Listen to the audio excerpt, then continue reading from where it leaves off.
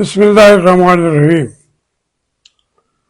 मेरे बच्चों, अस्सलाम वालेकुम। आप में से जो 60 साल की उम्र के हैं वो मेरे बच्चे हैं। मैं अब 78-82 साल के करीब हो चुका हूँ, तो इसलिए जब मैं कहता हूँ मेरे बच्चों, तो उसमें उम्र की कैद जो है वो 60 साल, मेरे 60 साल बच्चों। बात यह कि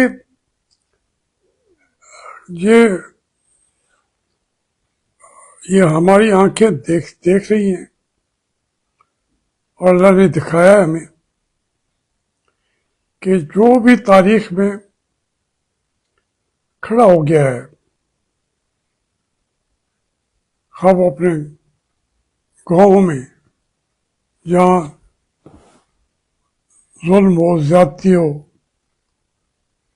अगर एक बंदा खड़ा हो जाए, खा एक थाने पे, खा एक मुल्क में, खा एक दुनिया के अंदर असूलों पे खड़ा हो जाए, वो दुनिया की तारीख बदल देता है। एक अगर वो गांव में है तो गांव क्या तक, वो गांव उसके असरात जो अच्छाई के लिए बातें कर रहा होगा, उसके असरात फिर उस गांव की शक्ल सूरत को भी बदल देते हैं। अमेरिका जो है ये शुरू से ही हालात मिलते गए, इन्होंने हर जुल्म और ज्यादती दुनिया की इस सरजमीन पर की है। आप अंदाजा कर लें कितने वहां जो काले हैं उनकी हड्डियों पे उन्होंने न्यूयॉर्क की बड़ी बड़ी बिल्डिंग्स खड़ी की, अमेरिका को खड़ा किया, उनको गुलाम बना के रखा। रेशिस्ट हैं ये कौमें इत्तेफाक से, यूरोप पूरा, अमेरिका और बाकियों को, पूरी दुनिया को अपना गुलाम समझते हैं। इस सोच के साथ डोनाल्ड ट्रंप आज अमेरिका में बरसर इक़्तिदार है, लेकिन ईरान खड़ा हो गया है। मैं गया था ईरान में जब शहनशाह आर्या महर आला हजरत रजा शाह साहब पहलवी की वहाँ हुकूमत थी। वहाँ यहूदी कल्चर ज़्यादा था। सूर ईरान में खिलाया जा रहा है, शराब आम है, फहाशी आम है। उनकी मलका जो है वो यहाँ तक के लिए वो पहनती थी बाकी सारा नंगा, यहाँ से यहाँ तक सारा नंगा। वैसे तो ज़ाहिर शाह की मलका भी बुर्का उतार के आ गई थी, पर अब जब ये इनकलाब आया तो इन लोगों ने कहा कि भाई यहूदी हमें नहीं चाहिए ईरान के अंदर। ہوں گے تو ہمارے اصولوں کے مطابق رہیں گے، ورنہ اسرائیل اور ایران ایک چیز سے،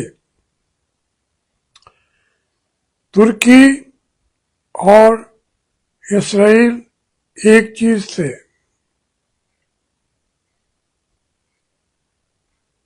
یہ جو سعودی عربیہ ہے، حجاز مقدس، اس تک بھی برطانیہ کے ذریعے یہودی کنٹرول کر رہے تھے۔ اسلام نے تو ان کو ہمیشہ اجازت دی ہے، مدینہ کے اندر بھی ان کے ساتھ معاہدے کر کے رہے، ان کو تحفظ فراہم کیا، مگر وہ جہاں بھی یہودی ہوتے ہیں وہ وہاں کے غدار ہوتے ہیں، اور اس قوم کے جو مخالف ہوتے ہیں ان کے ساتھ وہ معاہدے کر کے رہتے ہیں۔ اور یہ تو ان کی پوری تاریخ ہے، مسلمان لوگوں کے ساتھ شروع سے۔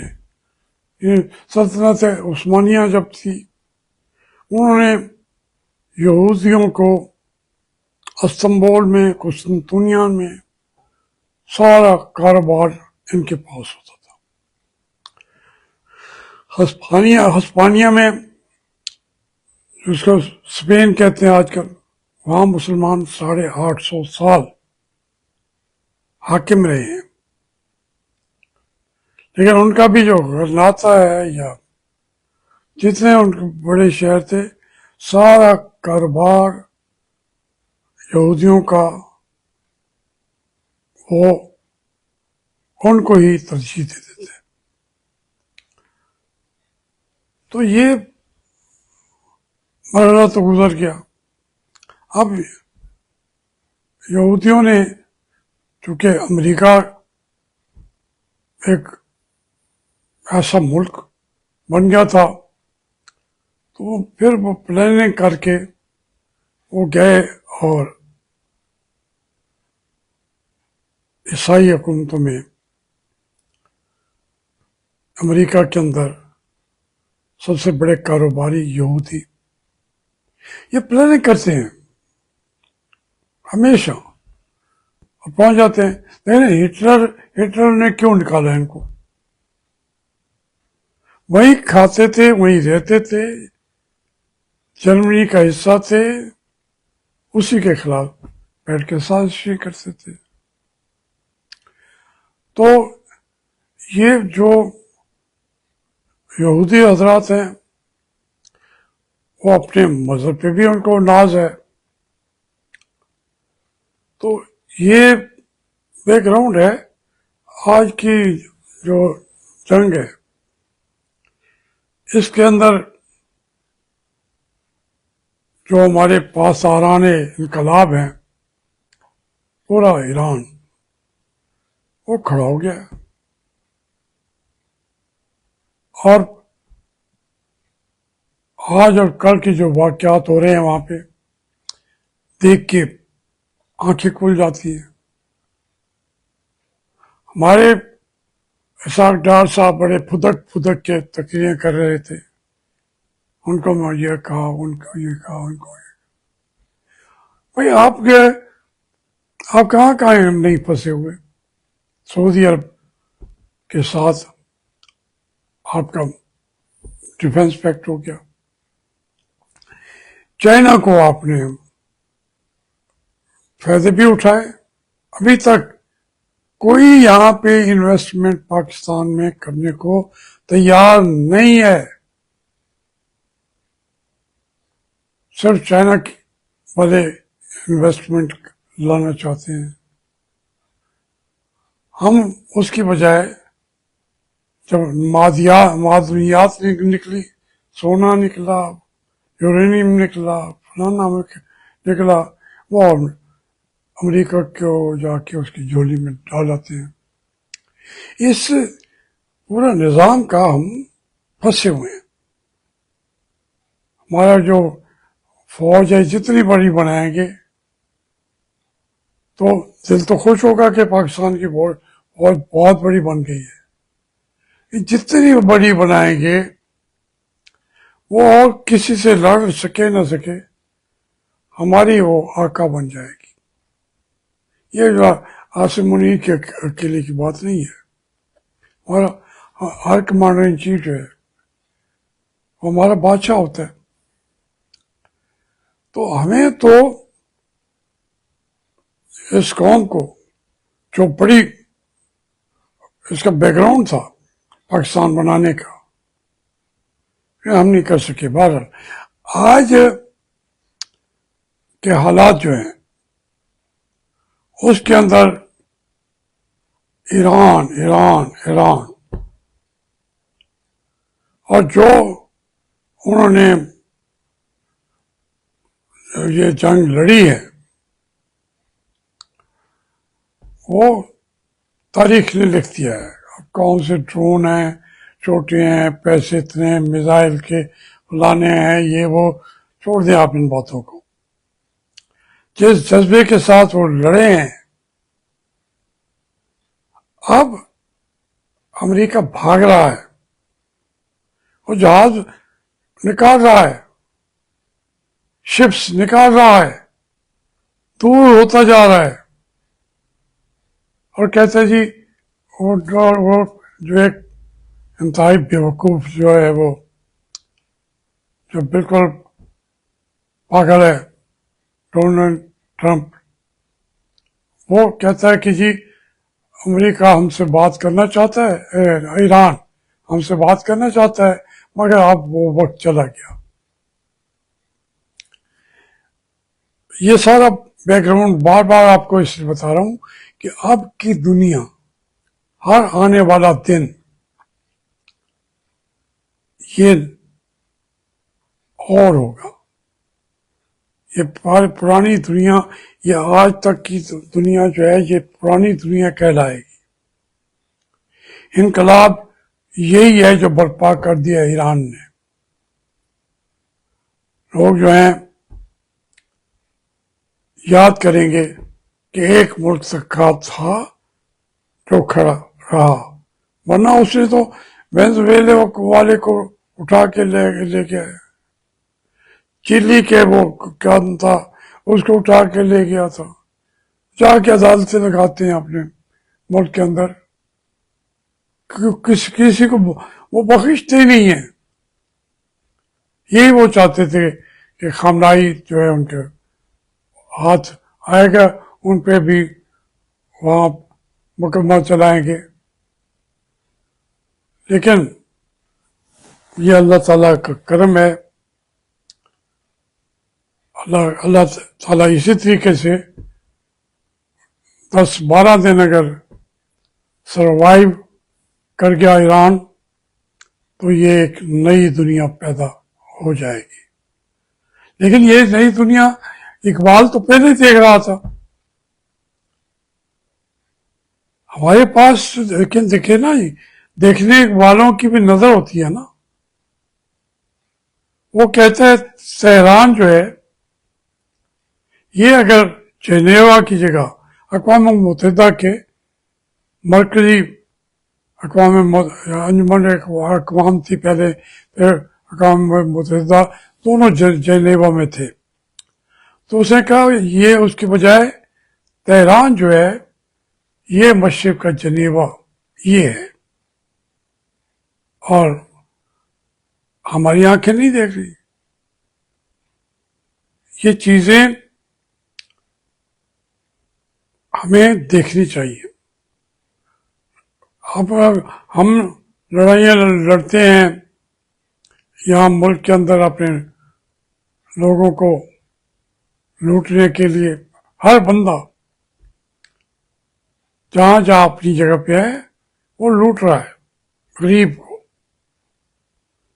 جو سے نیچے ہے.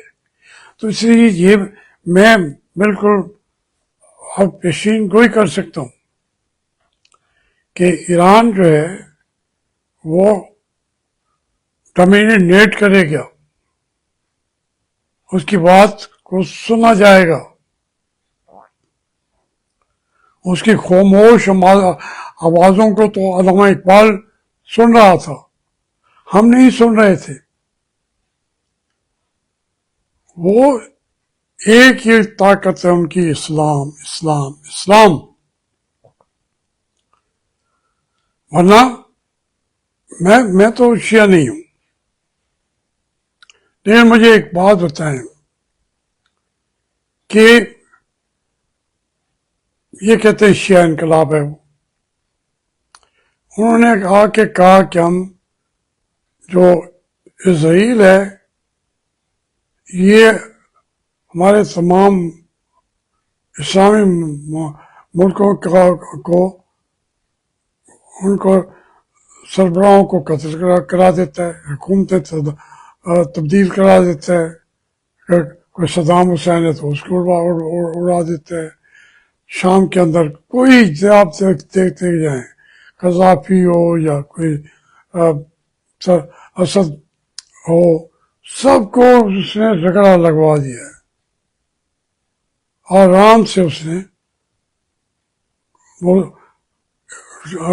امریکہ کو پیچھے لگایا ہے، اور یہاں کا وہ سمجھتا تھا کہ اب میں ہی بیٹھ کے فیصلے کروں گا، امریکہ نہیں کرے گا، میں کروں گا.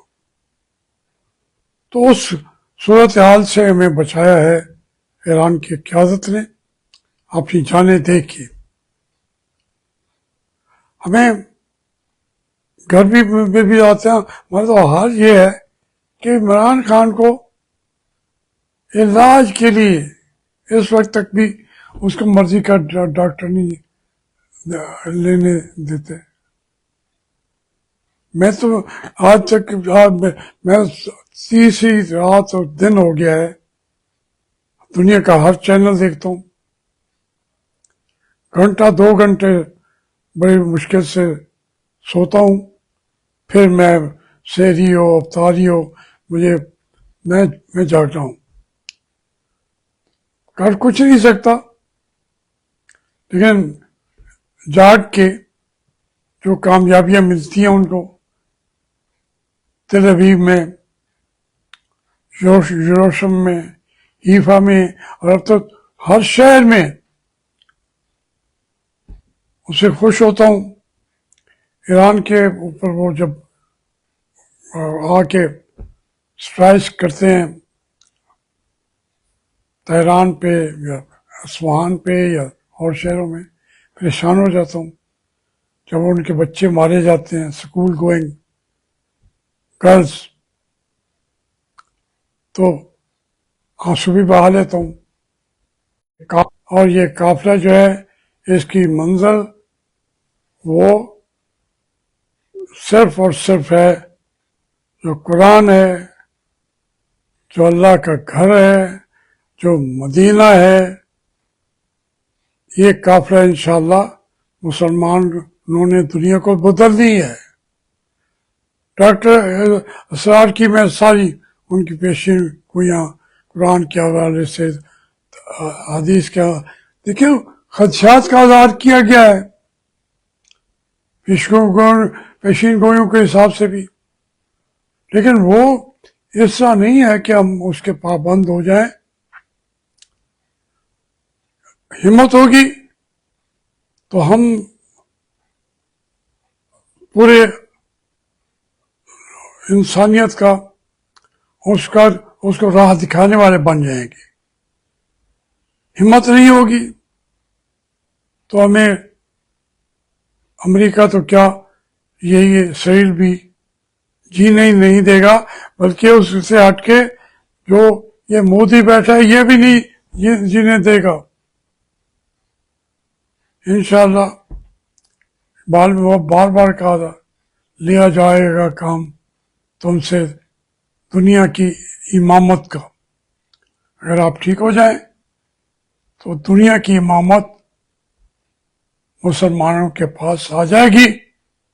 ورنہ یہ سب پھر کہانی ہی کہانی ہے. Thank you.